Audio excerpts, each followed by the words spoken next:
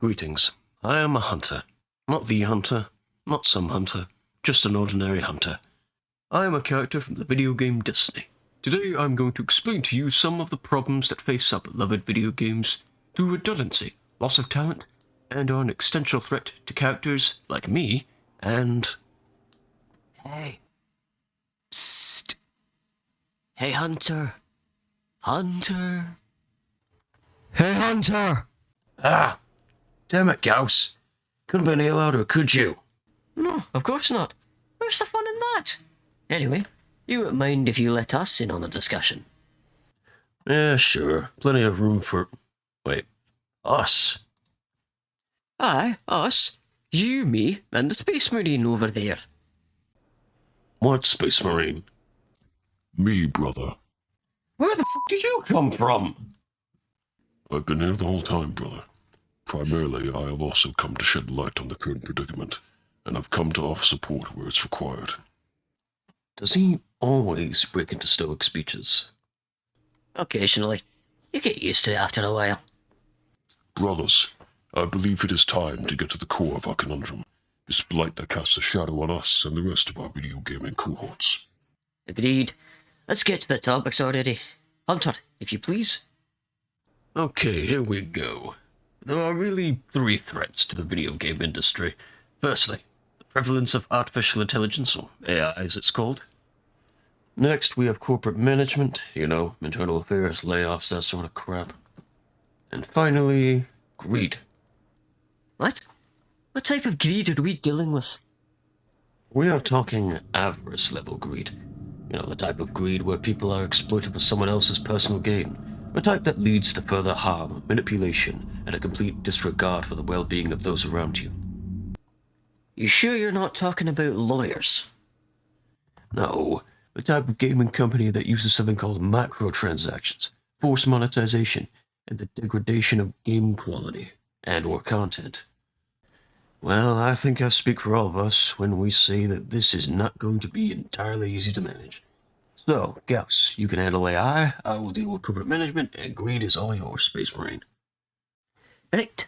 Artificial intelligence, or AI, is a set of technologies that enable computers to perform a variety of advanced functions. The ability to see, understand, translate spoken and written language, analyze data, and make recommendations. The concept of artificial intelligence goes back thousands of years to ancient philosophers considering questions of life and death.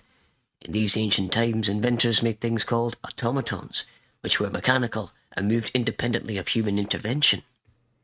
Automatons are self-operating machines or devices designed to follow a predetermined sequence of actions, often resembling any creature, and built to create the illusion of acting on their own. In fact, there is a Warframe character in the game Warframe that acts the same way as an automaton, Excalibur Umbra. Unlike the other forms of Excalibur, normal and prime, Umbra exhibits sentience in combat without the need for player control. The player can choose to control Excalibur, but when they release control through transference, Excalibur will fight independently, like an automaton. AI is a reliable but soulless tool, helping with basic game functions and improving user experience, and its use is becoming more mainstream through ChatGPT, DALL-E, Google's Bard, and even Mirth. Consumer applications such as ChatGPT and Google's Bard offer immediate benefits, yet these powerful devices nevertheless can be deleterious and employed to the detriment of the human workforce. One of the main threats facing the world of human work is the automation of routine and repetitive jobs. Intelligence AI systems can replace jobs that require repetitive and standardized tasks, such as in the manufacturing and administrative sectors. Machines equipped with artificial intelligence are able to perform these tasks more quickly and accurately than humans. Several companies have started to cut employees due to AI efficiency. Workday, for example, laid off 1,750 employees while increasing investments in AI. Salesforce cut 1,000 jobs to pivot towards AI-driven solutions. AI is a powerful device, making us simultaneously smarter and dumber, stronger and weaker, more human and less human. In conclusion, AI is good, but it cannot replace humanity. It supports us through the most basic of human tasks and will eventually find a bigger role to play in the future. At the end of the day, AI is a tool. It has no human emotion, no soul, even when asking it to perform a task that a human is capable of doing. It would struggle, because it's all algorithms and no emotion. So, what do you guys think about that? To be honest, I think the future of AI in general is fairly secure. There's the doubt it'll ever obtain some form of humanity. Agreed, brother. AI, like the weapons and tools we wield in battle, can help sharpen us, and only we can sharpen them. Well said. Now, my turn. Going to need to brace myself for this one. Corporate management is the governance and decision-making process involved in running a company. It involves accountability, ensuring all forms of communication are clear and transparent, implementing rules for buying and selling shares, as well as making critical decisions. Now, instead of expanding upon the list of issues, let's look at an example of poor corporate management. That example being Bungie, the original games production company which created the Halo franchise, and also the creator of the Destiny franchise, the game I'm speaking from. On October 30th, 2023, a total of 8% of Bungie employees, at the time around 100 people, were laid off as a result of Destiny 2's post-sales performance and loss of consumers after the release of Lightfall, which is downloadable content that can be added to Destiny 2 as an expansion. Lightfall was received extremely poorly by the player base. Its campaign, dialogue, characters were all unlikable. The insane high pricing of the expansion and overall story were abysmal. And don't just take my word for it. It was, oh, we have this mysterious thing, we don't really explain too much about this thing, but the characters we meet along the way are really fun and enjoyable. I don't think people's perception would have been that negative, but it's just the campaign itself, narratively, was just all over the place and filled with messy dialogue and frankly unlikable characters. A lot of people are pointing to these Cloud Striders. They're supposed to be these cool heroes of this lost civilization. They're just cringy. They just don't have well-written dialogue, and they just come out of nowhere. There's no lead up anywhere before Lightfall, so you really aren't given enough time to enjoy these characters. The narrative takes its course. You are done the campaign, you finish the final level, and you know not a single extra thing about the Veil. It's so bad. Last year, in 2024, it was reported that another 220 Bungie employees were to be laid off. Those included several top executives who have been with the company for decades. The teams that were hit hard include audio, narrative, and player support.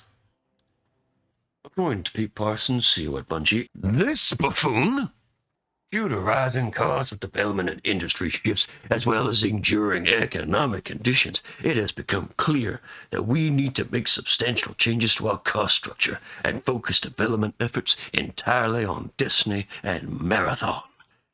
I, like most of the player base, were frustrated. This was the second layoff in less than a year before the final major expansion of Destiny 2. No accountability was taken, people's livelihoods removed, all because upper management at Bungie had allowed a product to go to market that was ill-conceived, badly managed, and did not appeal to consumers. From that point on, expectations from Bungie were low. The decisions made by Bungie and their executives has kept the player base on edge, with microtransactions being insanely high-priced, Pete Parsons spending $2.4 million on classic cars instead of helping Bungie, and the fact that 320 people were laid off due to being too ambitious just sounds like a euphemism for managerial mismanagement. Bungie has undergone lots of structural changes, including from splitting from its partner Activision in 2019, going solo up until being bought by Sony in 2022. However, Destiny's gaming community has lasted for more than a decade and is still going strong. It's been loyal to the Destiny brand despite the poor offering of the Lightfall expansion.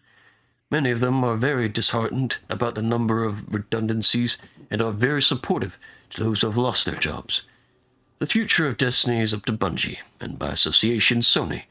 We as a community can only watch, observe, and as always critique. My only hope is that Bungie can pull off a miracle. Only time will tell. Well, that was something. Hope I never have to repeat that again. Aye, you did a good thing, mate. You discussed the problem instead of bottling it up. Well done. You succeeded in getting all that anguish off your mind, brother. Now, allow me to conclude our discussion. The floor is yours, good sir. Greed, a selfish desire for anything, wealth, power, the list varies. Some video games showcase greed through characters' lore, or it is already integrated into the story. Greed is a corrupt power. This same corruption has slithered its way into the hearts of our beloved video games. Issues including predatory monetization and rushed game releases leading to gamers expressing frustration over the decline in game quality, but at the same time, gamers being asked to pay more for the product. Microtransactions are optional and one-off payments made within a game to purchase virtual goods, such as in-game currency, cosmetic items, or upgrades. They have become the new norm to bring in more profit for game producers. They are also used heavily in free-to-play games. Team Fortress 2, Counter-Strike 2, Raid Shadow Legends are all prime games with high, if not extreme, levels of monetization through microtransactions. For example, in games like Team Fortress and Counter-Strike, where the cosmetics are only obtained through random chance loot crates, this form of monetization raises concerns about player exploitation, addiction, and the devaluation of the gaming experience, particularly when they involve loot boxes or create pay-to-win scenarios. Another example of greed is rushed game releases, where the quality of a game is disregarded for the sake of profit. Sadly, it's been done many times and to several beloved franchises: Sonic, Call of Duty, Pokemon, and of course, the Lightfall expansion. Poor quality severely affects the player's ability to enjoy the gameplay. As gamers and consumers, if we want our games to be consistently good, we should always demand the highest quality, but we must allow development teams time to properly develop, produce, and release games when they are market ready and ensuring quality to ensure customer satisfaction. There are so many passionate game developers with good innovative ideas who are eager to make their games a reality. The only thing that stops them is a lack of financial support and resource, and the gaming industry needs to set realistic deadlines to develop, market, and launch products which are not purely driven by balance sheet considerations, but which are appealing to customers, have longevity, and enhance their reputation. I acknowledge that making money is at the heart of the video games industry, but greed can have a counterproductive effect and be damaging to the industry, as we have seen with Destiny and other examples. In conclusion, greed is avoidable and can be avoided in the games industry without compromising good business principles and turning a decent profit. It just depends on the corporate culture and whether all drivers are money-based or whether a balance can be achieved between passion and striving to provide high-quality, customer-focused products, or seeing games as a pure profit-making exercise. That is the problem with the power of greed. You know what? Let's do a quick recap, a final conclusion to the discussion. The increased use of AI benefits humanity, taking over certain tasks, but it's also a threat to the human workforce as a potential replacement. Poor corporate management can damage, if not destroy, a company. Poor products badly marketed resulting in poor sales, financial underperforming, and mass layoffs can be attributed to poor management. Companies need to prepare themselves effectively for the future, raise game quality, and not just be driven by profiteering. Yes, greed is one of the hardest challenges within the games industry, and it doesn't plan on leaving anytime soon. What we can do is prepare for whatever the gaming industry has to throw at us, but we can also use our voices, make our concerns vocal, ensure that the gaming companies do it right, take their time and give us good products, and listen to the gamers. Ultimately, the decisions are up to the gaming companies. Time will tell if these decisions shall be fruitful or fruitless. Well then, I guess our fates are now in the hands of Destiny? Eh? Eh? No, that was just terrible. Anyway, is there anything left to say? No, brother. All that needed to be said has been spoken. Well, in that case, thank you very much for watching. Indeed. Thank you for watching. Emperor guide you all. Until we meet again, goodbye.